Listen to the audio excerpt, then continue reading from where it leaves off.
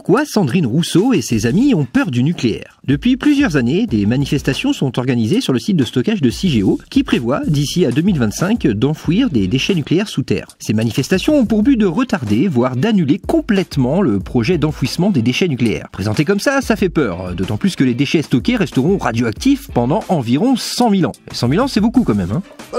C'est la folie, quoi. Oui, sauf que déjà, pour relativiser un petit peu niveau volume de déchets, c'est l'équivalent d'un petit immeuble de 3 étages. Oui, ce petit cube, c'est le résultat de plus de 60 ans d'exploitation du nucléaire en France. Et surtout, ça ne ressemble pas à ça, mais plutôt à ça. Un fût en acier inoxydable d'1,30 m de haut, et c'est là-dedans qu'on met les déchets et on rajoute du verre volcanique en fusion pour être bien sûr que rien ne sort de ce truc-là. Et là, tu devrais me dire, oui, mais ce genre de structure, ça peut pas tenir 100 000 ans. Au bout d'un moment, ça va s'effondrer. Et les fûts en inox, ils vont s'oxyder et blablabla et blablabla. Eh bien oui, tu as raison, ce genre de truc n'est pas fait pour tenir 100 000 ans. Mais on va faire une petite expérience de pensée et se projeter dans le futur. Suivez-moi, c'est parti.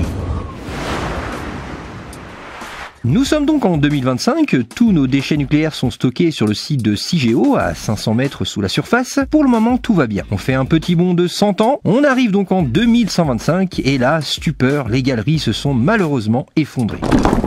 Plus moyen d'y avoir accès, et forcément l'eau va commencer à s'infiltrer dans ce qu'il reste des galeries pour venir se frotter au fût en inox. La suite s'annonce compliquée. On avance donc encore de 100 ans et là l'eau commence à percer les fûts en inox. Heureusement, nos ingénieurs avaient pensé à tout, parce que les déchets sont emprisonnés dans du verre volcanique. Le verre volcanique, faut compter environ 10 000 ans pour que l'eau arrive à corroder ce truc-là. On avance donc de 10 000 ans et bim, l'eau a infiltré le verre volcanique et arrive à dissoudre les éléments radioactifs. Là, ça commence à être chaud, parce qu'à présent, l'eau est contaminée et elle va se propager à l'horizontale et à la verticale. Heureusement, la nature est bien faite, elle a créé la gravité. Ouf. Mais malheureusement, on n'a vraiment pas de chance, une partie de ces eaux va remonter à la surface. Stupeur, effroi, nous sommes perdus. Eh bien, pas encore. Rassurez-vous, encore une fois, les ingénieurs avaient pensé à tout. Ah, vraiment, ils sont forts, hein. Eh oui, parce qu'ils ont construit ce site juste en dessous d'une épaisse couche de roche. D'une épaisseur de 130 mètres qu'on appelle l'argillite. L'avantage de cette roche, c'est qu'elle est très stable et imperméable. Stable depuis des millions d'années et le truc est tellement imperméable que si tu mets une goutte d'eau sur de l'argillite, elle va s'infiltrer lentement dans la roche. Oui, mais lentement comment? Calme-toi. Lentement du genre 1 cm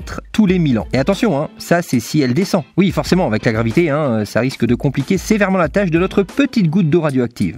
Et là, normalement, si t'es pas trop con, tu comprends pourquoi ils ont choisi ce site-là. Parce que justement, il y a un peu plus de 130 mètres d'argillite à parcourir avant d'arriver non pas à la surface, mais avant d'arriver sur des roches avec une structure différente. Bref, je te fais pas de dessin, mais en gros, avant que des particules radioactives remontent à la surface, il y en a pour des centaines de milliers d'années. Et elles ne seront plus pour l'écrasante majorité radioactive. Pour conclure, voilà donc ce qui va se passer. Une fois conditionnés en colis, ces déchets seront stockés au milieu d'une couche d'argillite à 500 mètres de profondeur, stable depuis 160 millions d'années, et où l'eau met 10 000 ans pour se déplacer de quelques dizaines de centimètres. C'est ça le projet Cigéo. Sans même compter que la loi impose que cette installation soit réversible pendant au moins 100 ans, afin justement de laisser aux générations futures la possibilité de modifier ou d'orienter le processus de stockage. Mais Mélenchon et ses amis, eux, ils préfèrent ne pas les enfouir et les stocker à l'air libre, ouais. Alors que putain de merde, on a une solution. Alors, je vous vois venir d'ici. Oui, mais si dans 1000 ans, nos descendants ont oublié le site et que par hasard, ils se retrouvent à creuser à l'endroit exact où ont été enterrés les fûts. Hein? Alors, t'as rien à dire là? Mais calme-toi, mais à t'entendre, on a l'impression que nos descendants vont aller creuser pile poil au bon endroit, remonter les déchets et les hacher en petits morceaux pour les distribuer dans les boîtes de choc à pic. Arrête un peu. Et quand bien même ça serait le cas, si une civilisation est capable de creuser à 500 mètres sous terre, c'est que forcément ils auront la technologie pour détecter ce genre de structure. Eh oui. On critique énormément les déchets nucléaires en disant « Ah, faut faire attention, c'est dangereux et tout, ça peut tuer, etc. » Oui, mais la pollution atmosphérique, qui n'est que le déchet de l'utilisation des énergies fossiles, aujourd'hui, qu'on émet dans l'atmosphère, qui est notre poubelle géante, donc les émissions des centrales à charbon allemandes notamment, on est bien content, mais aussi du pétrole qu'on met dans nos voitures, ça fait 8,8 millions de morts par an. Aujourd'hui, la pollution atmosphérique tue. Tous les jours.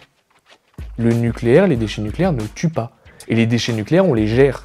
Vous n'allez pas avoir de déchets nucléaires qui vont se retrouver dans la nature. Alors que le CO2 et la pollution atmosphérique, on la met aujourd'hui tous les jours dans la nature. Notre poubelle géante. Et toi, mon petit bonhomme? Pas parce que finalement tout ça, parce que moi je... Et si la thématique de la radioactivité t'intéresse, bah rejoins-nous. On a fait une vidéo sur le sujet. Non, non,